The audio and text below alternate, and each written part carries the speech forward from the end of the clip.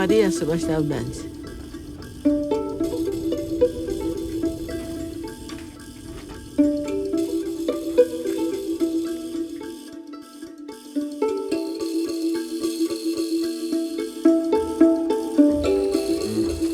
Amakuta. Ah, não. Harimboeda. Harimbuena? Harimboeda. Na aldeia Mboeda. Nasci na aldeia Mboeda. Mais ou menos, quando é que nasceu? Mas eu tentei que ele tenha uma semukile. Cadê o Cordeiro? Não me lembro. Com o andar do tempo, não só a memória das pessoas que participaram na luta se vai apagando, mas a visão das gerações vindouras sobre a sua própria história começa a desaparecer completamente. Muito obrigado pela entrevista. Eu mandei, uai. Tá bom.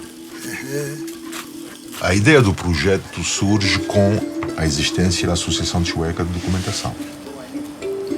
A perspectiva do início do projeto era justamente podermos conservar a memória filmada de uma grande parte de protagonistas da luta de libertação nacional, cujo tempo de vida já está a desaparecer praticamente. Portanto, era uma corrida contra o relógio. É uma forma de dar voz a pessoas que não aparecem nos documentos. Portanto, penso que isso é uma forma importante de se complementar o trabalho da TD, que era e é, sobretudo, documentos, papéis, né? Fotografias, etc. E aqui temos a voz das pessoas, que é uma coisa diferente. Isso é nos anos 60, né? Realmente, se nós não deixarmos nosso testemunho, se nós não falarmos como é que vai se formar a história, como é que vai se confrontar, aquele falou isto, aquele falou aquilo, aquele falou... Então, vão ver, 3, 4 pessoas falaram a mesma coisa.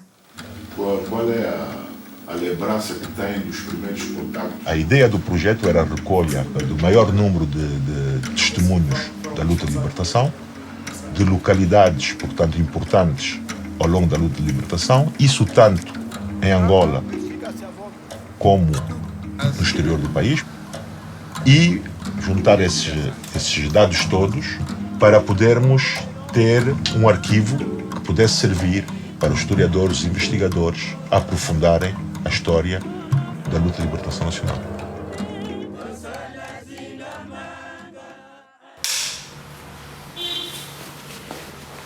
Boa tarde, doutora Maria do Carmo Medina. Muito obrigada. Muito obrigado eu por estar junto de mim.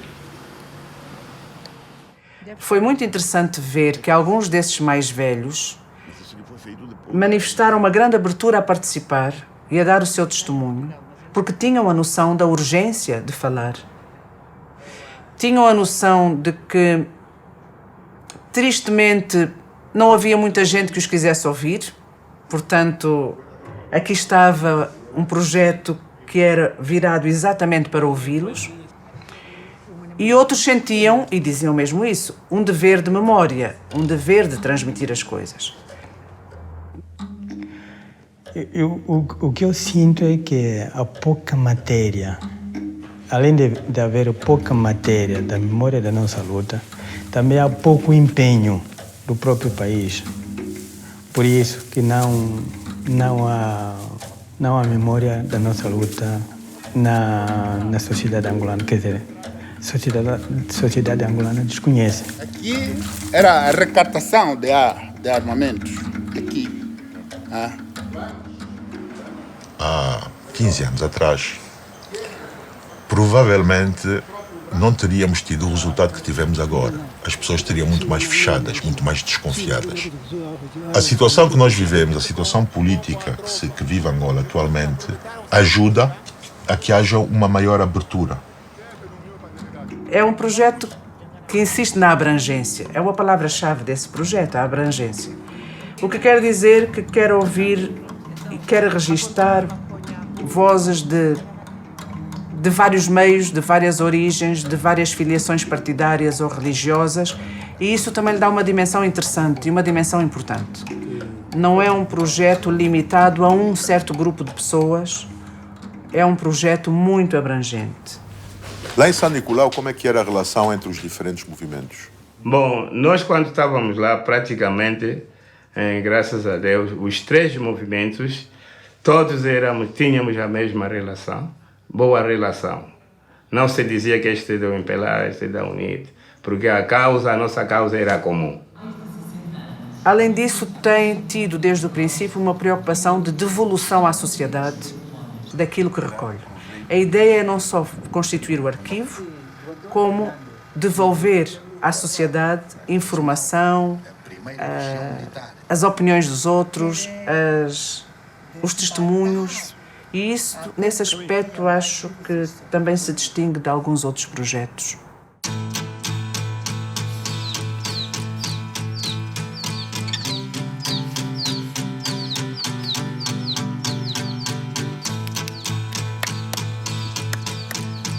Tá?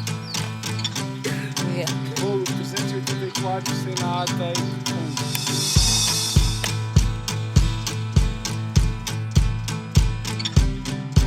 qual era o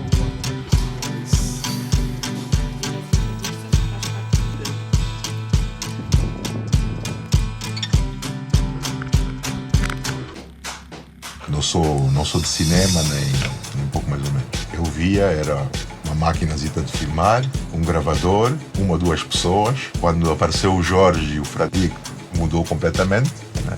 Não pensei que fosse uma coisa tão complicada. Então, esta é a equipa com que vamos trabalhar para a entrevista. O Jorge, o Mário, a Camille. Boa tarde.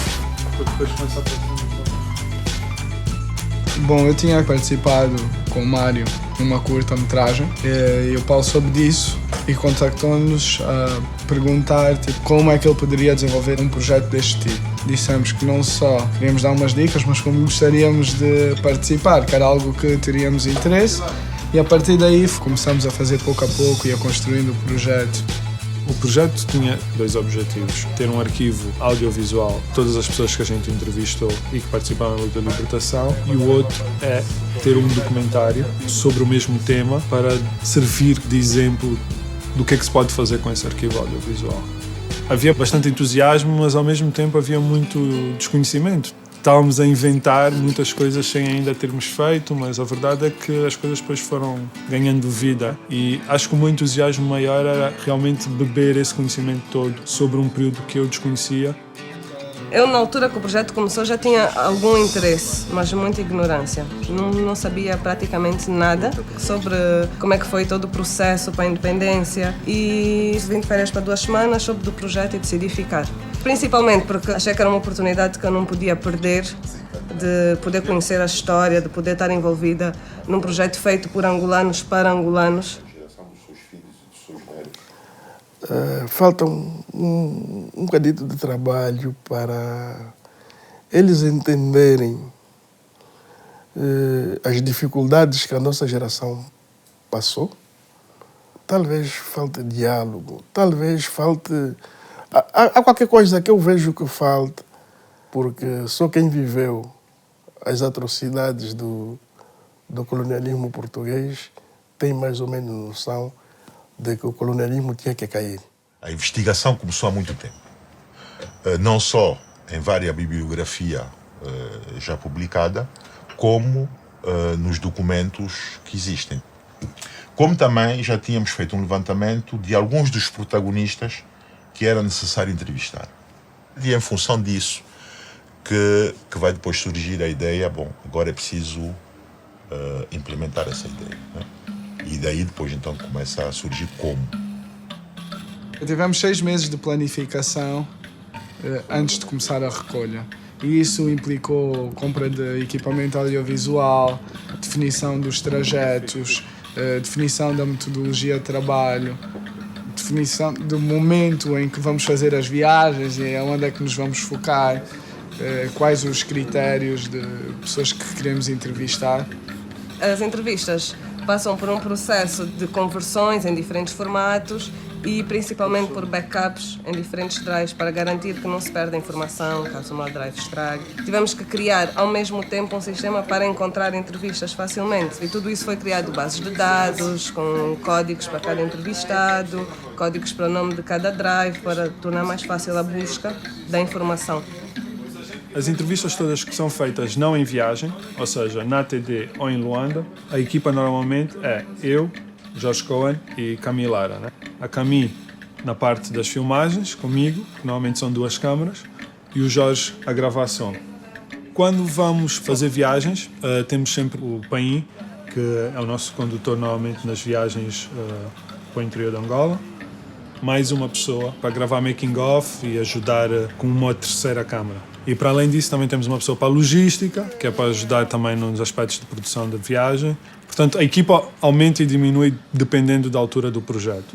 Eu acho que uma das vantagens desse projeto é o facto de, com a geração 80, a ATD ter conseguido a associação com um grupo de profissionais do audiovisual. Portanto, neste projeto e nesta equipa, cada pessoa que entra, seja eu como historiadora, seja o Paulo Lara como diretor do projeto, seja a geração 80 como produtora, com as diversas competências, é essa competência de cada um que permite que o projeto tenha, desde o início, um caráter profissional que acho que não é muito comum ver em Angola.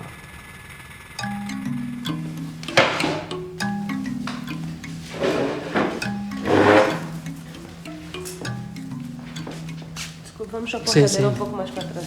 Obrigado. Pode sentar.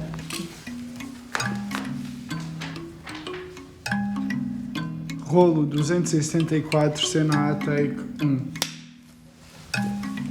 Olá, Casa. Muito obrigado por essa oportunidade. Sim. Vou pedir para dizer o seu nome completo, a data de nascimento e o local onde nasceu. Eu sou Avelino Macavula Pacassa. Tivemos formas diferentes de realização das entrevistas. Uma era, quando conhecíamos a biografia da pessoa, era fácil porque sabíamos qual era o trajeto, onde é que ele esteve dentro, no quadro daqueles momentos históricos que nós queríamos aprofundar. Portanto, íamos diretamente ao objetivo da nossa entrevista. Mas muitos dos entrevistados tínhamos que começar por ouvir a sua história de vida e, em função da sua história de vida, aprofundarmos. A pesquisa para cada entrevista era, sobretudo inicialmente, uma pesquisa bastante profunda, a partir da bibliografia que já existia e a partir de conversas anteriores. Era preciso cruzar o máximo de informações para depois preparar uma entrevista que focasse os momentos mais significativos em que cada um teria participado. E depois esse grupo entrou no autocarro. Fomos para o autocarro. Depois da saída da cadeia. Grande parte das entrevistas são feitas em Luanda, mas o facto das entrevistas serem feitas em Luanda não significa que são relacionadas com a luta em Luanda. São pessoas que estiveram em todo o país, mas que, pelo que sabemos e por uma questão de até dimensão e de concentração, acabaram por estar em Luanda. Obrigado, Capitão. Por isso nós não podíamos fazer um trabalho que se limitasse a uma única província onde houve luta de libertação. Nós tínhamos que ver, portanto, a maior parte das províncias onde houve, de facto, luta. Tínhamos que ser o mais abrangente possível. Porque senão não valia a pena fazer esse trabalho. Dentro do projeto fui incumbido a responsabilidade de cuidar da técnica auto, que são as viaturas. Não foi fácil, porque o nosso trabalho era um trabalho de firmeza e profundidade nas comunas e nas aldeias, áreas de difícil acesso.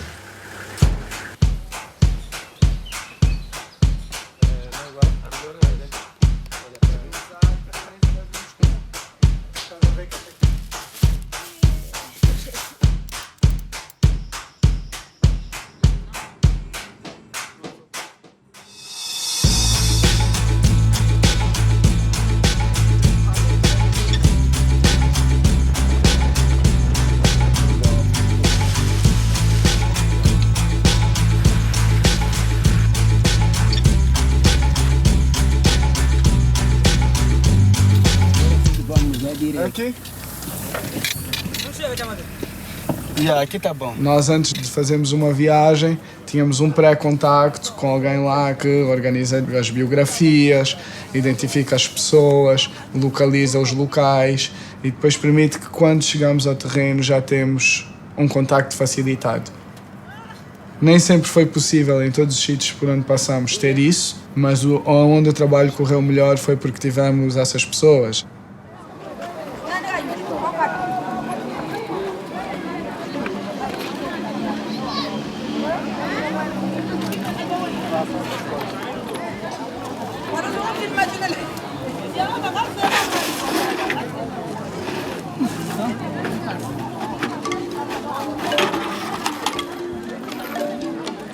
A primeira região que queríamos trabalhar foi no Bengo. E decidiu-se trabalharmos no Bengo por uma questão de proximidade com Luanda e nós podermos testar. Podemos testar como é que funcionaria a recolha. Felizmente foi a das viagens que correu melhor.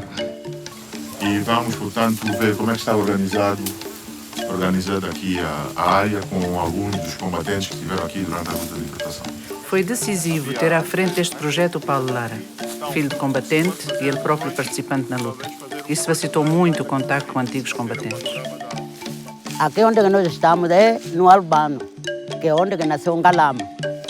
Acho que a questão da forma como cada um reage quando está a dar o seu testemunho é muito variável.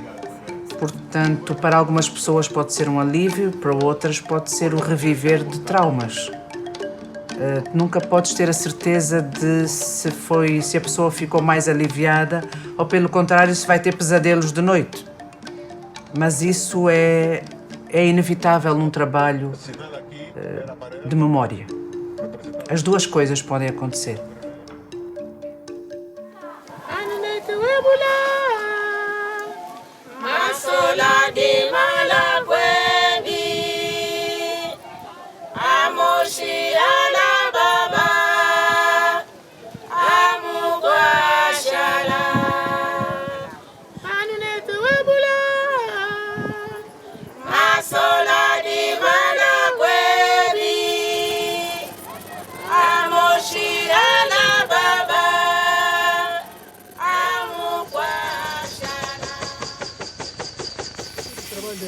Aquela nossa unidade era tudo subterrâneo. Subterrâneo, sim. Então, no dia seguinte, as tropas terrestres começaram a avançar, tropas terrestres portuguesas.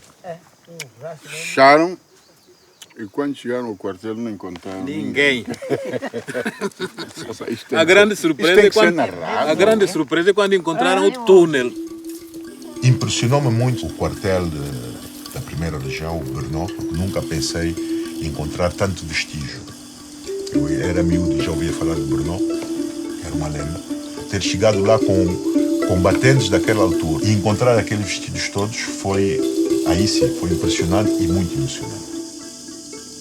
A base de Brno foi criada com a chegada do destacamento de Cienfuegos, em 1966. E 2 anos depois foi abandonada durante uma grande operação das Forças Armadas Portuguesas. E é um dever do país que este lugar seja protegido, preservado e que sirva tanto do ponto de vista histórico como pedagógico.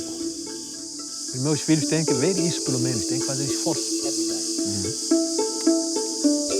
Puxa, porque não acredito que voltaria a ver isso. Não acredito que voltaria a ver isso.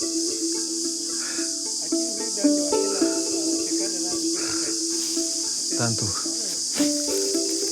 é com bastante alegria e emoção que uma pessoa volta a ver isso. Os outros morreram, os outros vivem. Infelizmente é a guerra.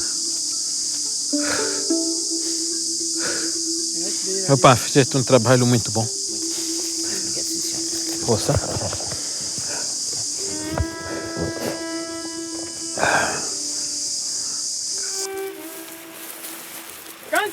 Quando filmamos fora de Luanda, principalmente em entrevistas de terreno, nós conseguimos e procuramos não só fazer entrevistas às pessoas, mas captar a música de guerrilha, que as pessoas cantavam na altura, E em alguns casos que não foi pedido, foi-nos sugerido pelas pessoas, eles fizeram representações da luta, dos guerrilheiros, de como é que algumas pessoas mostraram como é que se vestiam, como é que eram as armas, como é que faziam a comida, de onde é que iam buscar a comida. E foi sugerida em diferentes sítios ao longo das viagens. O que acontece com os teatros é que são em localidades que normalmente eles não têm registro em vídeo, não têm o registro em áudio. É tudo feito muito na base da oralidade e desses teatros. Eu não acho, por exemplo, que os teatros são feitos só quando a gente está lá. Ou seja, eu acho que os teatros já foram feitos, se calhar, em outras ocasiões da vida deles ou no seu dia-a-dia, né? Então, vem também de um hábito de se fazer o teatro para se contar a história e as suas próprias memórias. E realmente torna-se interessante quando esse próprio teatro é filmado.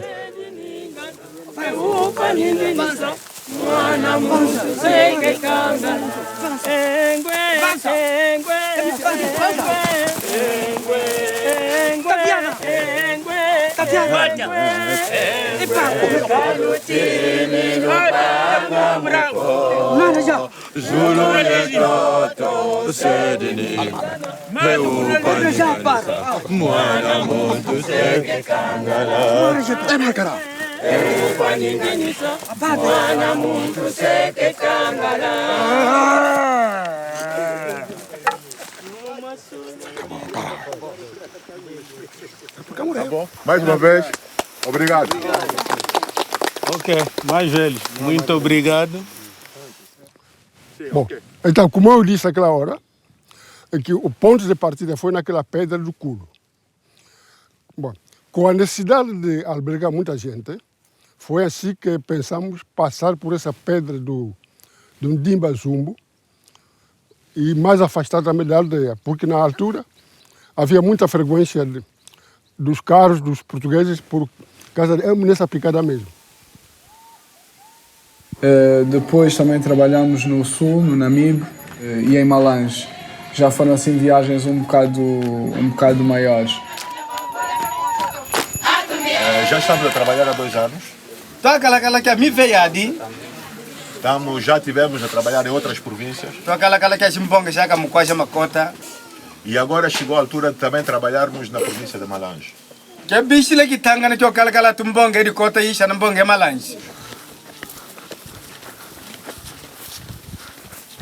A Cotonang, depois da revolta, começou a pagar melhor ou era tudo igual? Começou a pagar 15 kwanza. Kwanza não. Naquele tempo não havia kwanza. Não, escudo. Havia escudo. E antes quanto é que estavam a ganhar? Antes.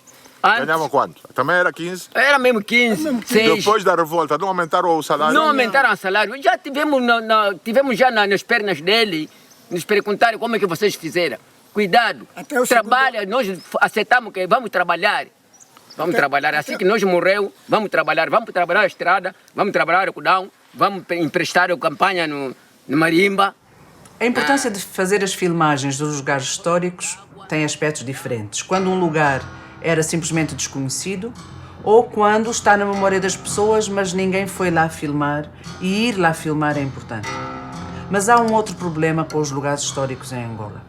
É que muitos lugares históricos, de facto, depois têm memórias sobrepostas.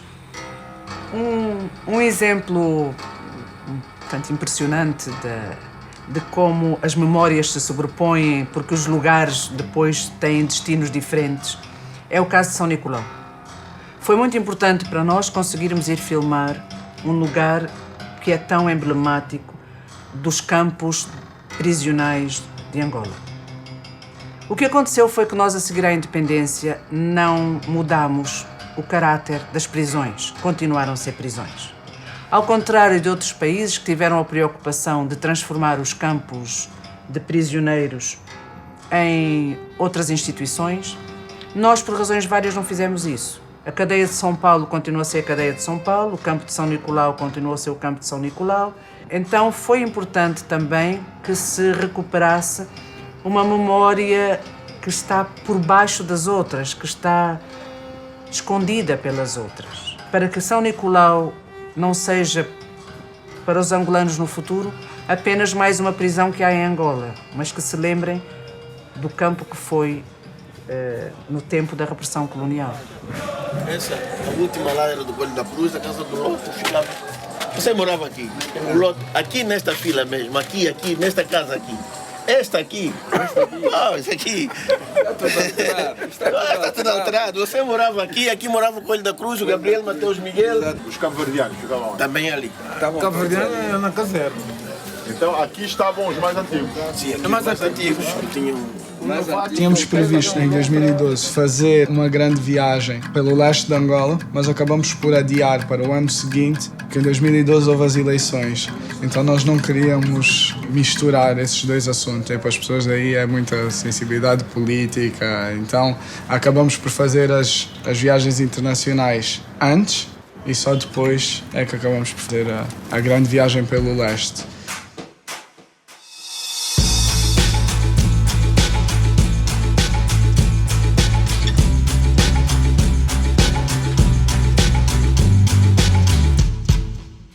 Essa luta pela independência fez-se em muitos outros lugares, com angolanos noutros lugares e com pessoas que não são angolanos, mas que em Angola ou fora de Angola tiveram papel nessa luta pela independência. Em primeiro lugar, os países que lutaram contra o mesmo colonialismo e ao mesmo tempo que os angolanos. A luta foi comum e em muitos momentos houve coordenação de atividades. Ou seja, que os líderes que estavam a lutar nesses países muitas vezes juntavam-se para determinar estratégias comuns, não só na luta nos países, como na luta diplomática. Era fundamental conseguir apanhar essa dimensão internacional e conseguimos, em alguns casos, entrevistas muito especiais e com algumas pessoas que também já desapareceram hoje. Tudo isso que nos tem unido durante todo esse tempo, da luta de libertação nacional, depois a afirmação dos nossos países e por aí fora, tudo isso deve permanecer e desenvolver-se mais ainda.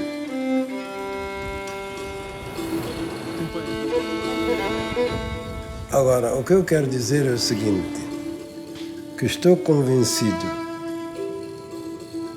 que sem assumirmos inteiramente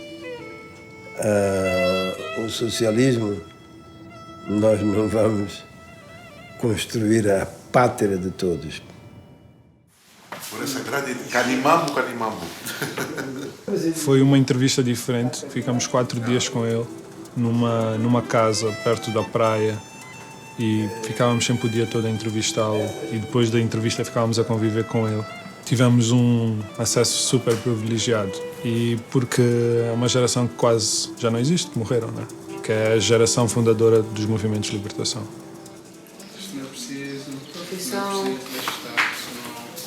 Profissão escritor. Não importa quem. Depois só escritor. Depois tens os países que apoiaram. No Ghana há vários locais históricos.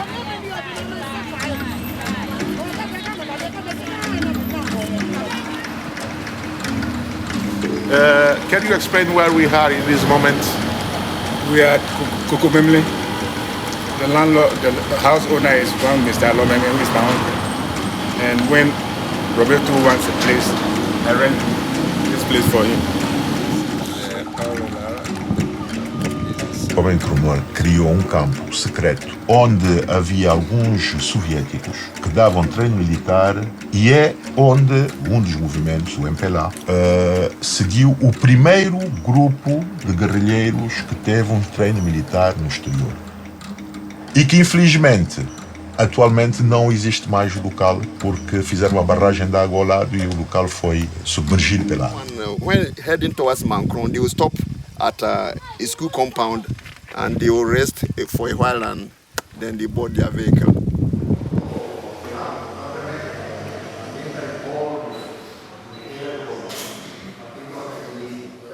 Porque Fidel me manda a mí a ver a Benvela.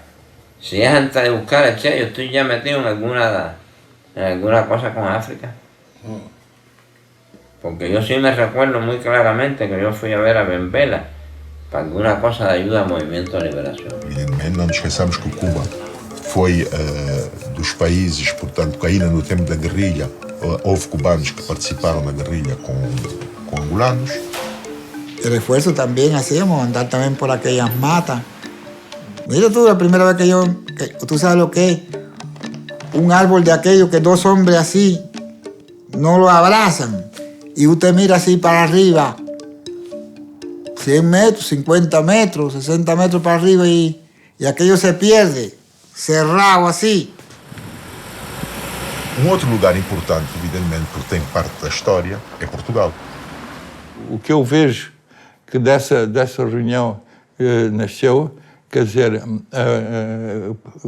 a necessidade de aparecer um movimento organizado, não é?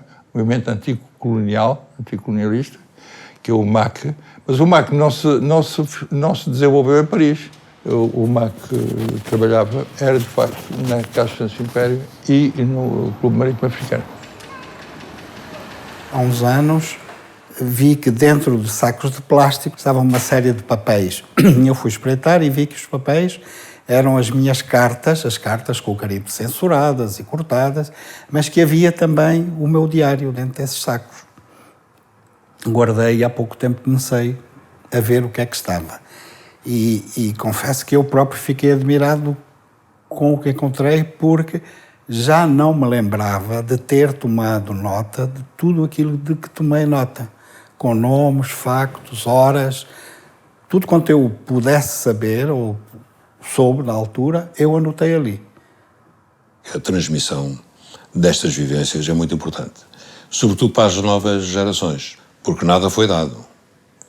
Muitas vezes se pensa que as coisas foram dadas, nada foi dado. Isto custou muito sofrimento, muita prisão, muito exílio, muita morte, muito sangue.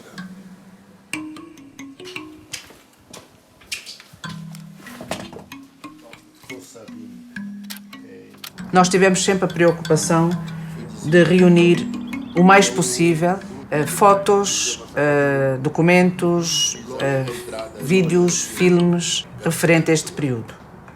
Aí também conseguimos uma receptividade muito grande das pessoas que foram entrevistadas e que nos cederam as fotos, ou pelo menos a reprodução, a possibilidade de reproduzir essas fotos, documentos e muitas outras coisas.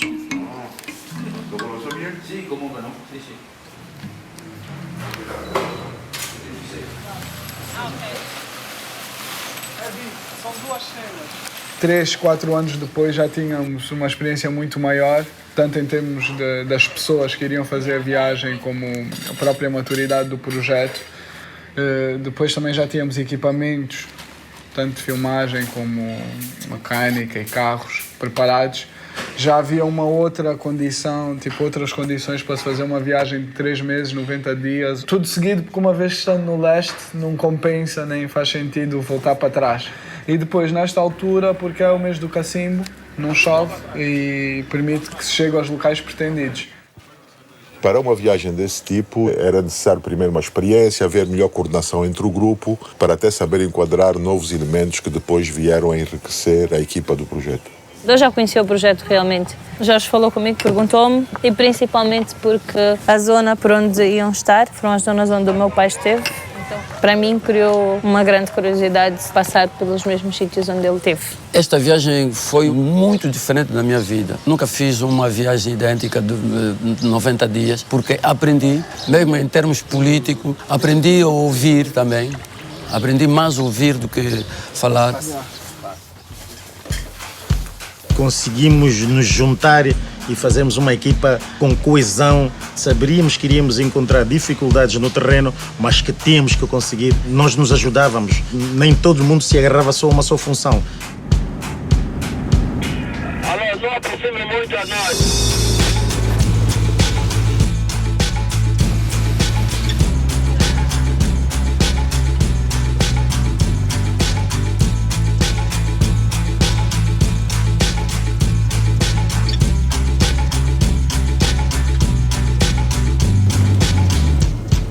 Rolo 302, cena A, take 3, Luena. Ok, portanto estamos a falar com os povos já que tiraram-se da comuna, do Mulher para as matas. Estamos em 1967. Então, 67, nós fomos aderir à guerrilha. Tivemos o apoio dos antigos combatentes, muitas vezes a gente dava-lhes alguns nomes, eles estabeleciam contacto com essa pessoa.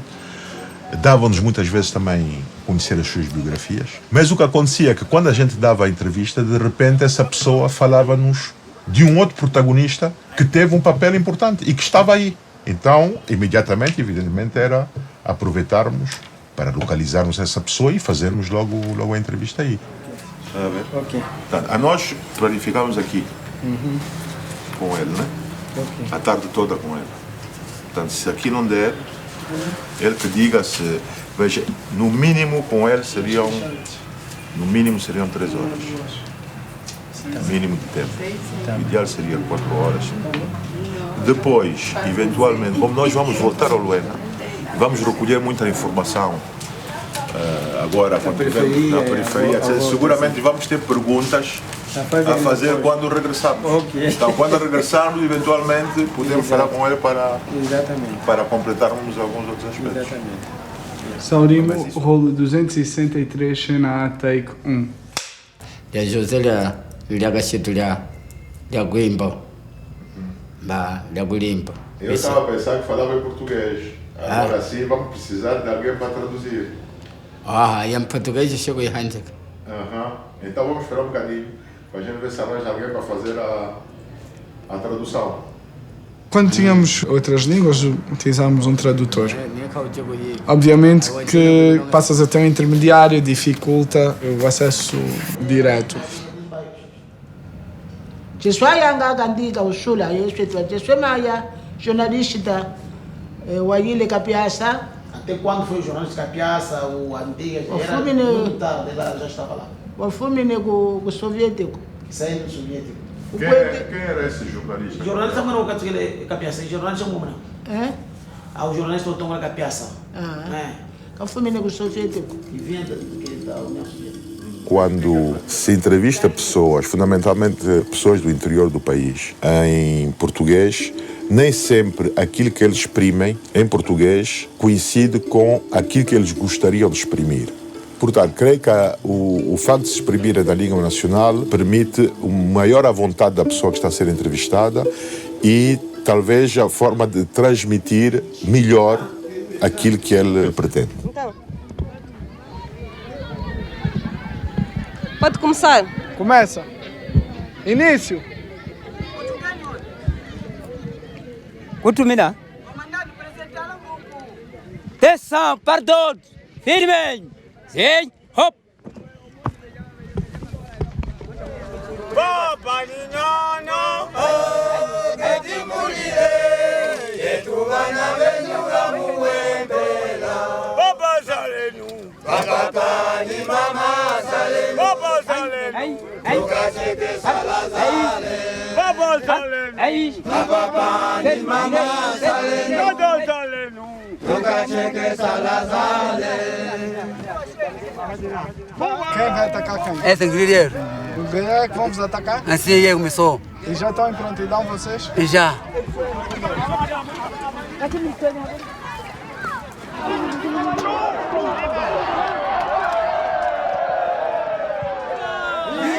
Viva Angola! Viva Empela!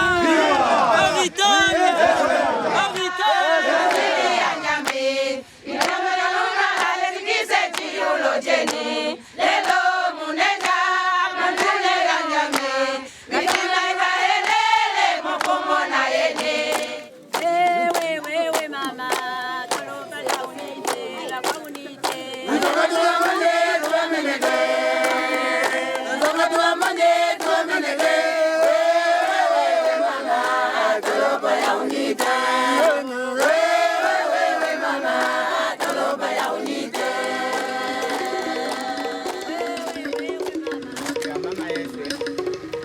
Uma das coisas que nós decidimos logo no início era fazer um filme para mostrar em diferentes zonas onde fôssemos.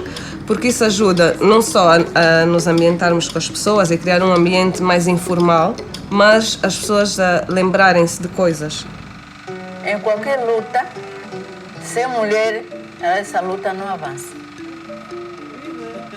Porque a mulher é que traz tudo. Põe a mandioca na água, para tirar na água. Mas depois aquilo acabou por criar também um ambiente em que as pessoas podiam falar. Nós mostrávamos fotografias, as pessoas lembram-se porque não estão, né, sentadas com luzes, etc. Estão num ambiente mais informal e falam sobre outras coisas. Quem foi o Samambuela para o Nito naquela altura? Foi o Samambuela naquela altura, era comandante da primeira companhia. Estando nesse local da tristeza, onde o nosso companheiro com quem vivemos nos deixou, pronto, é lamentações.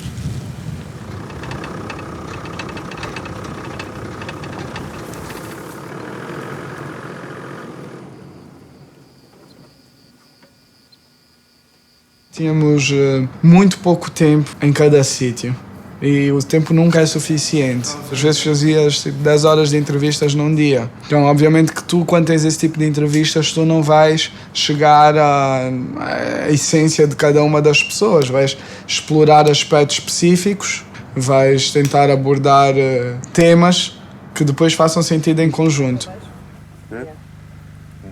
Rolo 262, cena A, take 1.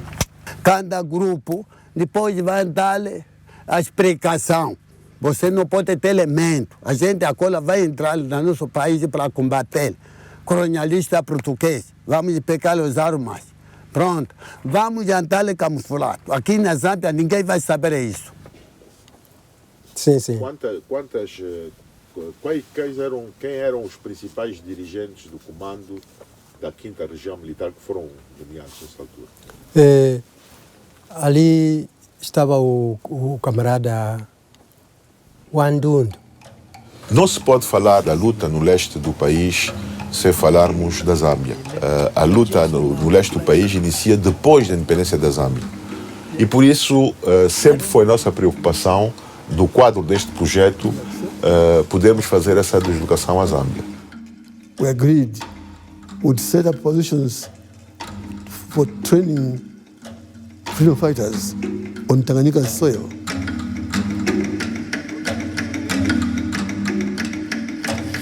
Eu chamo-me Tony Frederico Macavula Povo de Luta. Esse campo era nosso campo de trânsito. As nossas coisas vinham do Dassam, do Porto do Dassam, vinham até aqui. Daqui, onde havia os nossos ingredientes, vinham do interior, vinham buscar material para eles, lutar contra os portugueses. Como é que se chama isso? Caçamba, se chamava caçamba.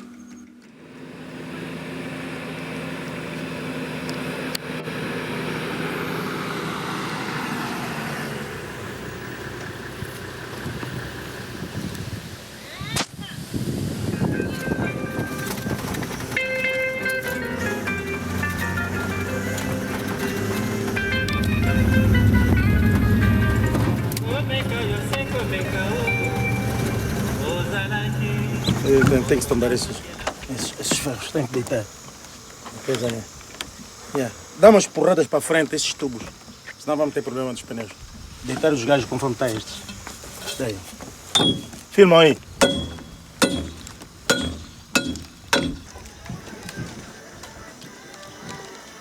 Eu não estou a ver a minha logística no fundo do rio, não.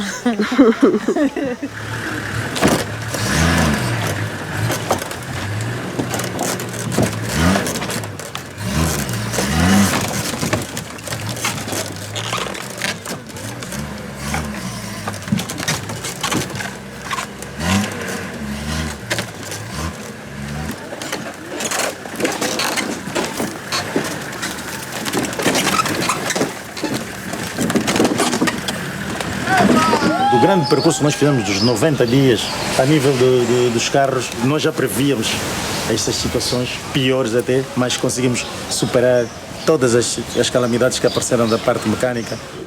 Acabamos por ter um carro que teve que regressar, portanto, rebocado para Luanda, enquanto que nós ainda continuamos a trabalhar na província do Kwazulu Sul.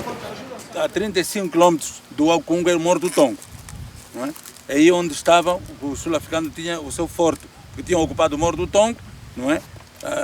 Chegaram aí antes das forças cubanas e as nossas forças não conseguiram conter a ofensiva deles, né? Então, é claro, foi preciso destruir a ponte do Rinha, que também já tivemos a oportunidade de ver.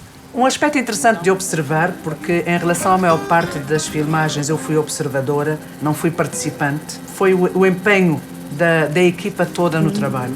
Eu lembro-me, por exemplo, da viagem de 3 meses que eles fizeram nas regiões do leste e centro de Angola. E a forma como todos reagiram muito bem a esse tipo de trabalho me parece uma questão importante. Acho que toda esta equipa de urbanos que se viu em montanhas e chanas e a atravessar rios de canoa e outras coisas, certamente foi uma experiência exigente do ponto de vista físico e que com certeza lhes trouxe também alguma satisfação. A partir de janeiro de 2013, depois de 4 anos do projeto Trilhos, tanto eu como o Jorge achamos que era hora de começar a focar as nossas energias para começar a conceber e a preparar o documentário. Eu e a São Neto começamos a focar na produção do documentário.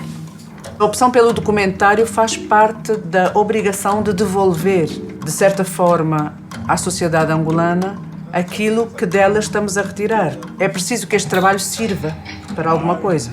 E por muito importante que seja um arquivo para o futuro, nós queremos que este trabalho sirva para alguma coisa agora, no presente. Se realmente só com os testemunhos e as imagens que a gente já pôs, já se consegue perceber qual é a ideia que a gente quer passar do documentário, né? E, portanto, o que vai efetivamente marcar para todos nós mais do que os arquivos será, de facto, o documentário. Esse será o marco do projeto.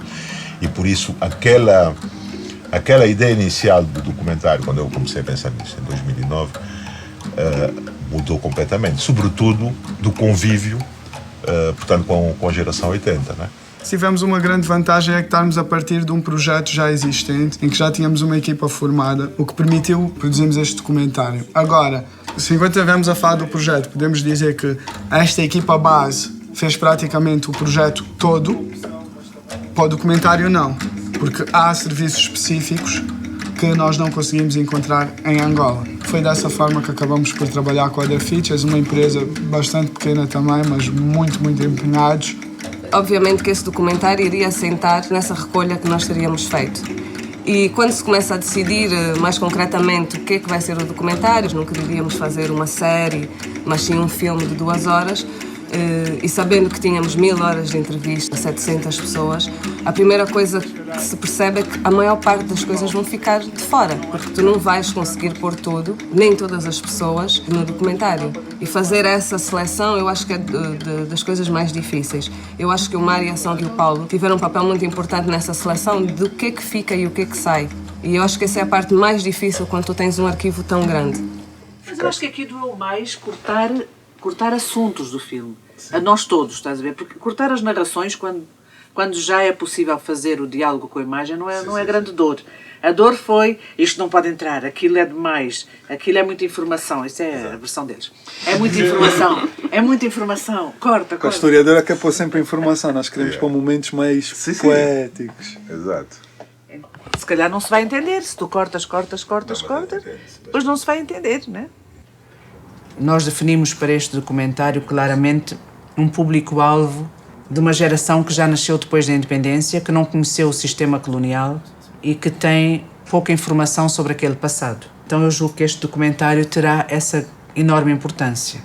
Por acaso fomos um bocado ambiciosos, né? Porque dentro da luta de libertação existem vários temas, mas nós achamos que era importante ser um documentário mais abrangente, mais geral, que fosse um documentário que fosse um início de conversa. Ou seja, não íamos aprofundar um tema específico, mas íamos falar em geral sobre a luta de libertação nacional, que revelasse que essa luta não foi uma luta só por uma geração, mas várias gerações estiveram na luta, e que esta era a memória deles.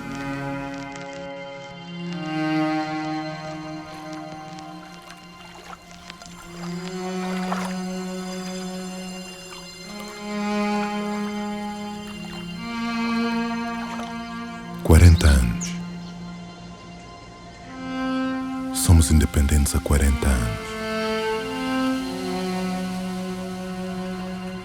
O que é que isso representa hoje para nós?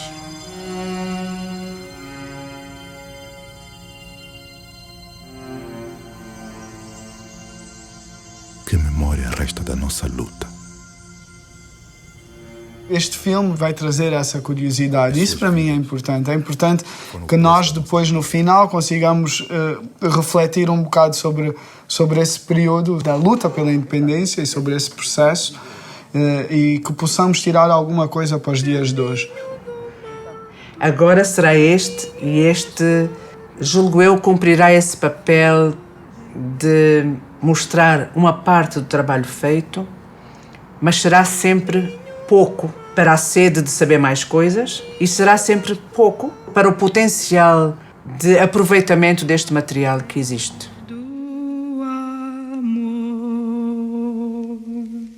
Eu gostaria que depois da data oficial do projeto acabar e as pessoas depois terem acesso ao projeto e terem visto o filme, que aparecesse mais gente que participou e que queira partilhar o seu testemunho e que o projeto não vire só uma coisa com um fim, que continue, que seja uma casa onde tu venhas e dês o teu testemunho, se ainda estiveres vivo e participaste.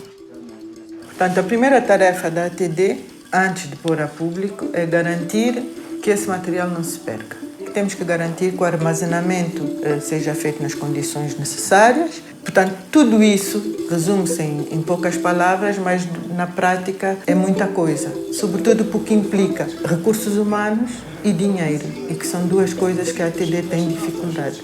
Mas, sem dúvida, que o nosso objetivo principal é pôr isso a público.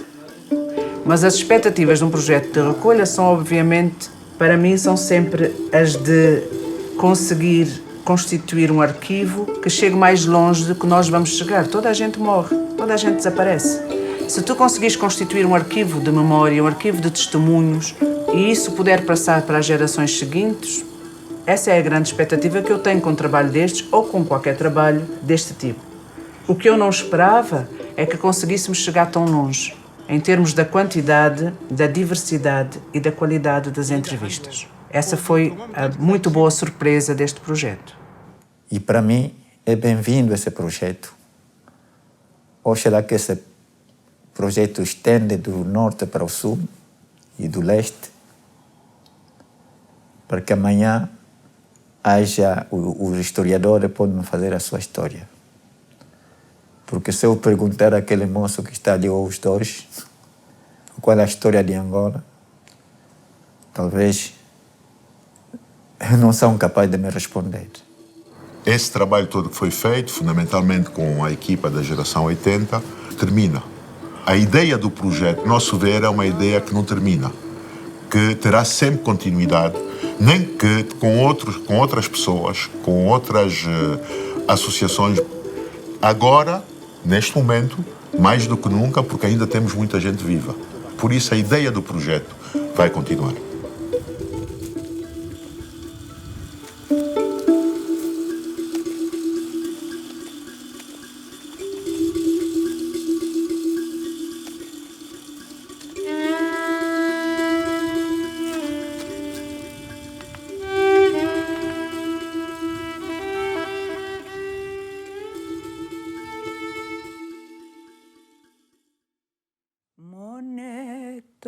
Kasule wa mutumisa ku Santomé.